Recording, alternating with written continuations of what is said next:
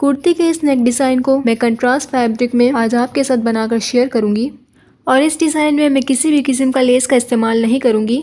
तो चलिए इस खूबसूरत से डिज़ाइन को बनाना स्टार्ट करते हैं। तो यहाँ पर सबसे पहले मैं बुकरम को इस तरह से डबल फोल्ड करूंगी और स्केल की मदद से मैं इस तरह से ऊपर की तरफ सीधी लाइन ड्रॉ करूंगी ताकि हमारी मार्किंग बिल्कुल सीधी हो। अब नेक की चौड़ाई यहाँ पर मैं 2.5 और लंबाई तकरीबन 5 इंच रखूँगी। अगर आपको मीडियम साइज़ का नेक बनाना है तो आप 3 और 6 इंच की भी यहाँ पर निशान लगा सकते हैं, बाकी मेथड वही रहेगा। इस तरह से मैं एक स्क्वायर बॉक्स बना दूँगी। 5 इंच का आधा 2.5 इंच होता है, तो हम यहाँ पर 2.5 का निशान लगाएंगे। फिर इस तरह से मैं राउंड शेप दूँगी और बहुत ही प्यारा से यहाँ पर मैं राउंड शेप दूँगी।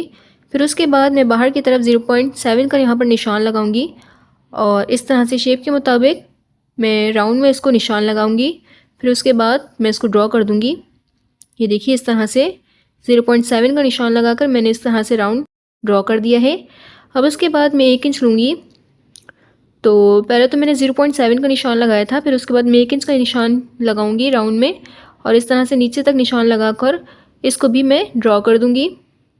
ये देखिए हमारा पहला राउंड जैसा होगा बाकी राउंड बिल्कुल वैसे बनेंगे।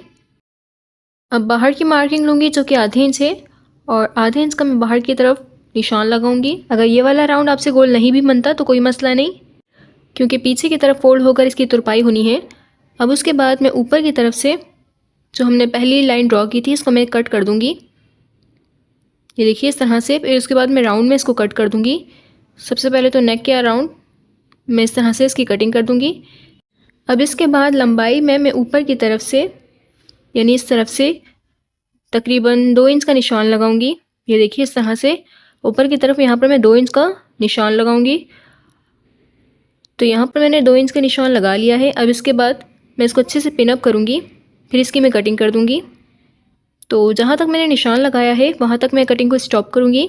ये देखिए इस तरह से मैंने यहाँ तक कटिंग को स्टॉप किया है। अब इसके बाद नीचे वाली भी मैं यहाँ तक कटिंग कर दूँगी, क्योंकि बुकरम की दूसरी तरफ मुझे पूरा कट नहीं करना है, मैं सिर्फ एक तरफ ही पूरा कट करूँगी, क्योंकि दूसरी तरफ मुझे 2 इंच के निशान पर गैप को छोड़ना है। अब इसके बाद मैं बाहर की तरफ से इसको कट कर दूँगी। तो यहाँ पर बाहर की तरफ मैंने कटिंग कर ली है पिंस हटाकर। अब मैं एक तरफ इसको पूरा कट कर दूँगी। ये देखिए अब मैं इसे पूरा कट कर दूँगी। तो हमारे यहाँ पर पैटर्न बनकर रेडी हो चुका है। अब इसे मैं फैब्रिक के ऊपर आयरन करूँगी। अब यहाँ पर मैं बुकरम के बराबर आधे इंच का फैब्रिक छोड़कर या उससे भी कम छोड़कर इस तरह से कटिंग कर दूँगी।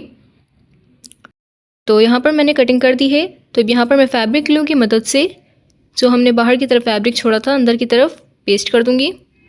ये देखिए इस तरह से। आप चाहें तो सिलाई भी लगा सकते हैं। मैं यहाँ पर पहले पेस्टिंग करूँगी।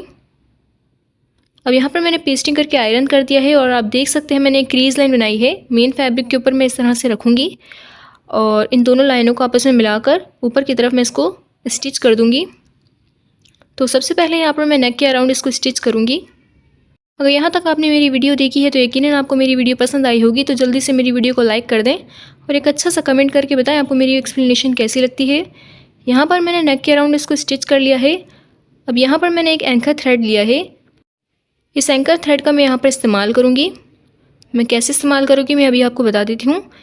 एंकर थ्रेड को मैं नीडल के साथ रखते हुए इस तरह से ऊपर की तरफ रखूँगी।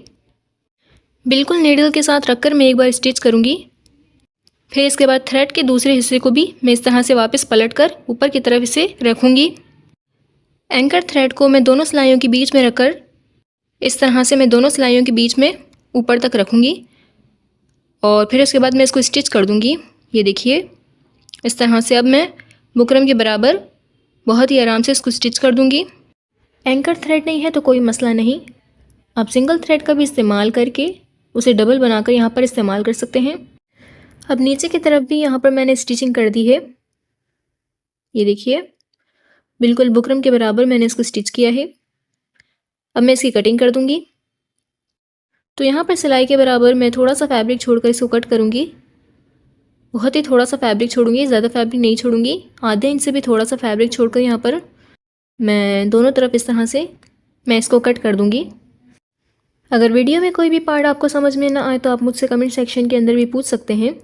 मैं इस तरह के और भी वीडियोस आप लोगों के लिए लाती रहूँगी। तो प्लीज़ चैनल को सपोर्ट करें। वीडियो को लाइक करके और एक अच्छा सा कमेंट करके आप मेरे चैनल को सपोर्ट कर सकते हैं। तो यहाँ पर मैंने कटिंग कर दी है। तो अब मैं नोचेस लगा लूँगी। सबसे पहले तो मैं दोनों किनारों की तरफ नोचेस लगाऊंगी, फिर उसके बाद नीचे सभी तरफ जहाँ पर भी राउंड शेप होगा मैं नोचेस लगाऊंगी ताकि फोल्डिंग में हमें कोई भी प्रॉब्लम ना हो। और मैं ज़्यादा डीप में नोचेस नहीं लगाऊंगी जिससे हमारी सिलाई कट ना हो जाए।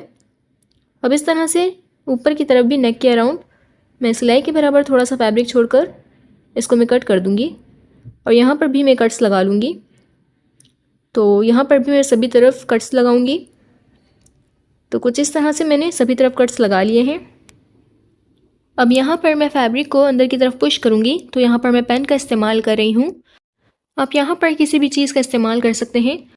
अब यहाँ पर मैं एंकर थ्रेड की मदद से फैब्रिक को बाहर की तरफ निकालूंगी और बहुत ही आराम से मैं फैब्रिक को बाहर की तरफ निकालूंगी। और यहाँ पर मैं बहुत ही आराम से और एहतियात से बाहर की तरफ फैब्रिक को निकालूंगी ताकि हमारी सिलाई ना खुल जाए। ये देखिए मैं बहुत ही आराम से फैब्रिक को बाहर की तरफ इस तरह से निकाल रही हूँ थ्रेड की मदद से। तो इस तरह से मैंने बाहर की तरफ फैब्रिक को निकाला है। तो अब मैं इसे अच्छे से नीचे वाले फैब्रिक को मैं इस तरह से पीछे की तरफ फोल्ड करूँगी और जो एंकर थ्रेड होगा मैं इस तरह से निकाल दूँगी। यहाँ पर मैंने बुकरम के ऊपर सिलाई लगाई थी इस तरफ से, इसे मैं खोल दूँगी। अब इसके बाद मैं इसे अच्छे से आयरन कर दूँगी। 3x3 के हिसाब से मैंने इन ट्रायंगल्स को बनाकर रेडी किया है। फैब्रिक के नीचे मैं इस तरह से रखूँगी और एडजस्ट करते हुए मैं इन्हें स्टिच कर दूँगी। ये देखिए इस तरह से मैं ट्रायंगल्स को एडजस्ट करते हुए रखूँगी और इसके बाद मैं यहाँ पर इसको स्टिच कर दूँगी। और यहाँ पर मैं एक एक करके इन सभी ट्रायंगल्स को नीचे की तरफ रखूँगी। ये देखिए इस तरह से रखते हुए मैं इसको स्टिच कर दूँगी। अगर आप पहली बार मेरी वीडियो देख रहे हैं तो मेरे चैनल को विज़िट करना नहीं भूलिएगा। मैंने अपने चैनल पर हर तरह के डिज़ाइन अपलोड किए हुए हैं। प्लेलिस्ट के अंदर भी मैंने ट्राउज़र डिज़ाइन, स्लीव डिज़ाइन और नेक डिज़ाइन के अलग अलग सेक्शंस बनाए हुए हैं। आप वहाँ पर भी इन तीनों सेक्शंस को चेकआउट कर सकते हैं। अगर आपका कोई भी फेवरेट डिज़ाइन मेरे चैनल पर है तो आप मुझे कमेंट सेक्शन में ज़रूर बताएं। मैं इस तरह की और भी वीडियोस आप लोगों के लिए लाती रहूँगी। यहाँ पर मैं इन ट्रायंगल्स को एक एक करके नीचे की तरफ रखते हुए स्टिच करूँगी। लॉन्ग वीडियोस के साथ मैं शॉर्ट्स भी अपलोड करती रहती हूँ और शॉर्ट्स में मैं हर तरह के डिज़ाइन और स्विंग से related tips and tricks share करती रहती हूँ।